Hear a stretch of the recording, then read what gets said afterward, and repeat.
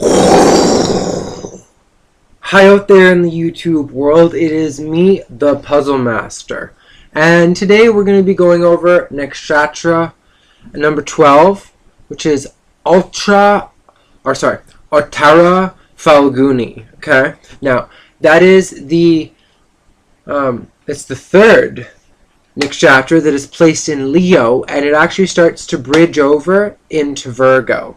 So it's going to have a little bit of the Leo traits where they're like kind of, fixed fire, which is passion, and that cardinal like energy, like the kind of like the initiatory energy that wants to like take action and stay busy.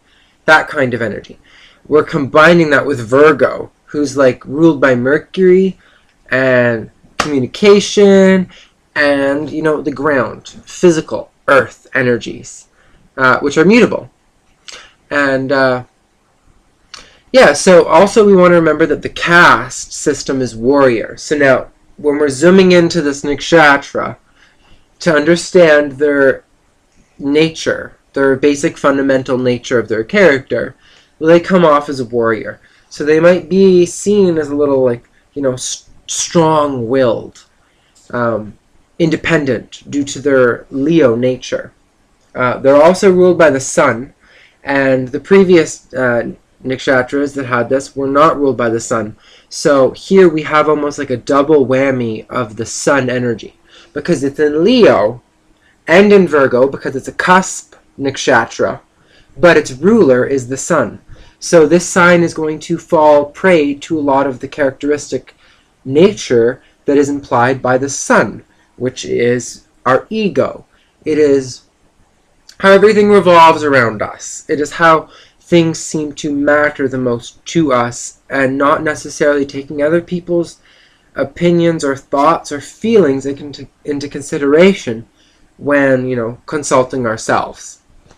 The symbol is the two back legs of a chair or a couch. Now, the previous one, which was Purva Phalguni, Purva meaning like before, and Uttara meaning after, while there's the front legs and the back legs. This one is the back legs of the bed. And with that, you have to understand, and it can also represent the former reddish one. So like a lot of the times, these people need, similar to Prima Visu, where along the second time they tend to be more successful than in their first time, because it is in the later that they accomplish, not in the now. So a lot of times when they are coming across things on their first time, they might stumble and fall, and that will be due to their own folly, like, their ego, like being ruled by the sun, or their Virgo, where they might be overthinking things, and that'll cause them to fall. But upon the secondary time that they go around these kind of things, they have it so well thought out and mapped out in their mind that usually it can be quite successful the second time around. And you need to know that as it's the back two legs, meaning like, the most supportive, even though they aren't the first ones that you see. Like, there's a lot of different ways that you can look into the metaphor for this, but that's just a little tidbit for you. The animal is the male cow or bull. The animal, now obviously every nakshatra has its own unique animal, which is a lot different than the animal that is bestowed to it in its sign. As an example, I think Mrigashira is the deer head, and its ruling animal is a serpent. So it's a little bit contradictory in nature. But you have to understand that they're a whole conglomerate of effects. And when they're talking about the animal nature, it's kind of like for marriage or for sexual compatibility. So they tend to be like a male cow or a bull. Myths associated with it, as I said, are the later reddish one or later fig tree, latter fig tree. It is also called the star of patronage, and the main ideas that are associated with this nakshatra are being a patron. One approached for financial help or relief in sickness they will bestow popularity and the sincere impulses to help others. This means that, unlike maybe the previous sign Magha, which is like in its royal throne, and it wants to help, this sign wants to help more than Magha. Okay? Not really that Magha or Uttara Phalguni really want to help, because at the end of the day, it really does have to come around what revolves around them. So they're going to help you if it helps them. Now, if you're in some kind of symbiotic relationship with them, then that is great. But if you're not, then they're not necessarily always going to want to help you. They want to help you from the perspective of helping themselves. Meaning, if you're they strive for relationships very strongly and don't like to be alone. And they want companionship so strongly that they would almost be willing to substitute any relationship for no relationship at all. Now, many signs can be kind of like prey to this, which I won't get into all that, because you should be able to know just from if you got any astrological data in you. But this nakshatra really does strive for that. It's very family oriented in the aspect where image that is perceived to the world. And they are going to want an image of you that is happy and content.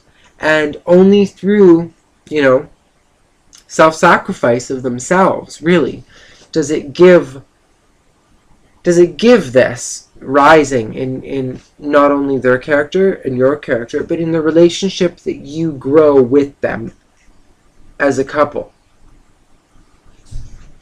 So, they are very sincere to helping others.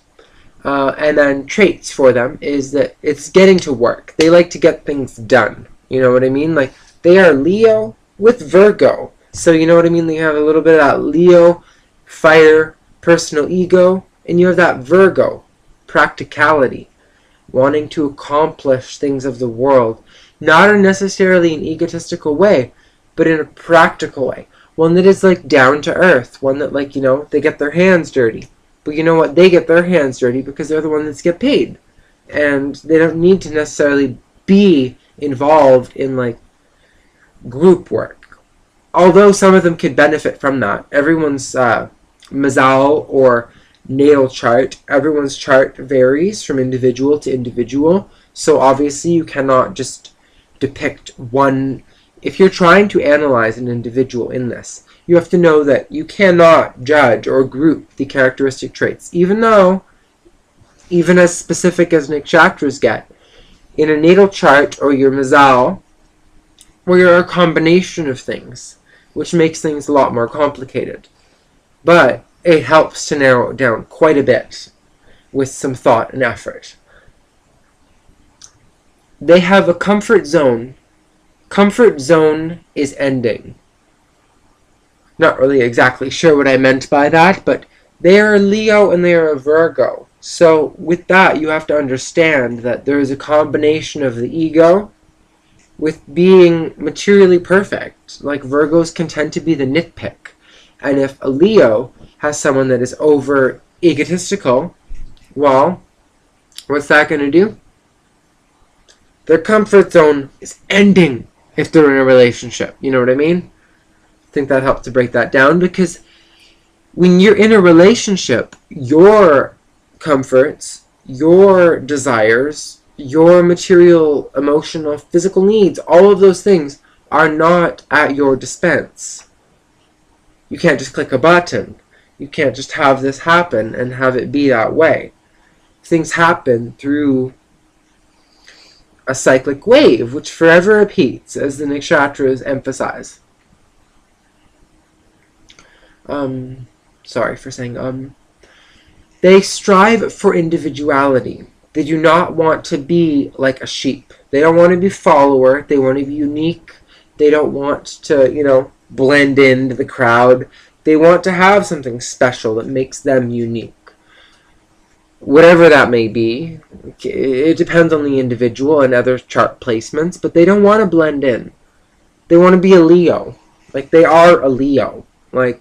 It's just like a Leo Virgo cusp. And if you're a Leo Virgo cusp, then you need to understand that. They strive. Not only do you strive for uniqueness, but you have warlike qualities, and that is very heavily rooted in your caste or your class system. That is a warrior. So you're going to defend your nature. You're going to, give it validation for how you've thought of it. You're Leo. You're all about the sun. And Virgo, which is all about being analytical and being critical. So you're going to be like, I know I think that because I've done my freaking research. If you're like, you got the Leo and you got the Virgo. Like, because you just combine those two qualities and there you have, However, even considering that, they can be gentle. Because, a lion isn't always ferocious. It's not always fierce. It's not always jumping on its prey. Imagine a cat purring, a cute kitty purring. Well, they can be kind and compassionate. So, gentle but firm. With less ego than the previous sign of Uttara Phalguni, which is the maximum Leo energy. So, if you're talking about someone being an egomaniac, that's number 11. Number 12, we're kind of moving past that because, they have Virgo. So they're going to be critical. And if they can see themselves as being egomaniacal, then that's how they're going to believe you. That's how it is. Because they're ruled by Mercury, the god of communication. So if you could fully transmute that energy to them through communication in a good job, they will believe you and take that to heart and know that their Leo energy is not just or valid. They do not hesitate. They are very straightforward and they are to the point. So they aren't necessarily going to lie to you. They're going to look you in the eyes and lie to you. They will look you in the eyes and tell you the truth. That might hurt you. It might not. It's kind of up to you because they're just telling you the truth. And that's how they will see it. They have service for others, but from a position of authority. Meaning that, they will help you. But don't forget that they've helped you, is kind of the point. They're not just giving away, you want these free coupons? Come on, free coupons. No, that's not how it is with them. They're like, we are royal. We understand things. I'm going to share to you my understanding. And with that understanding, you better reciprocate it back or else shit out of luck for getting your next coupon. They have humor because of Virgo. Because of being ruled by the god of communication, which is Mercury, they are going to have humor.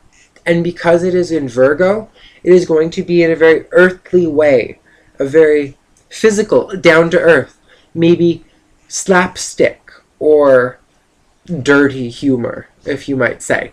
They're going to like those kind of things. Especially if they play on realms that have to do with psychological elements or things that are of air, higher communicational things that are brought down to a more earthly interpretation. They're going to find that freaking hilarious. Huh?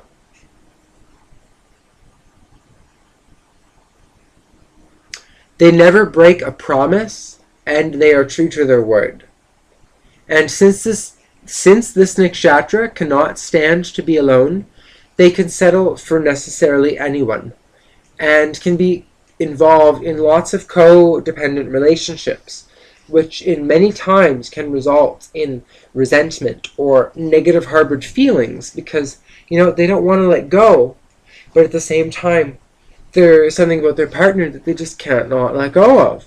So, what do? Well, they simply hurt themselves forever until this negative resentment just builds and builds and builds until an inevitable freak out, which can be a very, very negative thing for this nakshatra. But, I think that was kind of it in a nutshell. Oh yeah, sorry.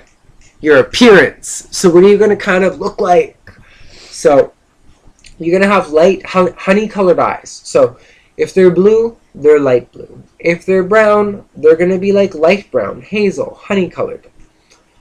They will have curly hair. So not like mine. Quite the curly. A squarish face, which I kind of do have, but it is because I'm a Taurus ascendant, Critica, so don't be judging. They would have similar facial features, having a squarish face, because I do have kind of a square face, but golden or reddish skin tone. And they can have quite flexibility, and not only flexibility in their mind, but flexibility in their body. So they can be quite apt to change, and that is because of Virgo, the Virgin, who is mutable, always wanting, Virgo wants to help. Virgo is the critic, but Virgo is also the servant. Of all the zodiac signs, Virgo is the servant.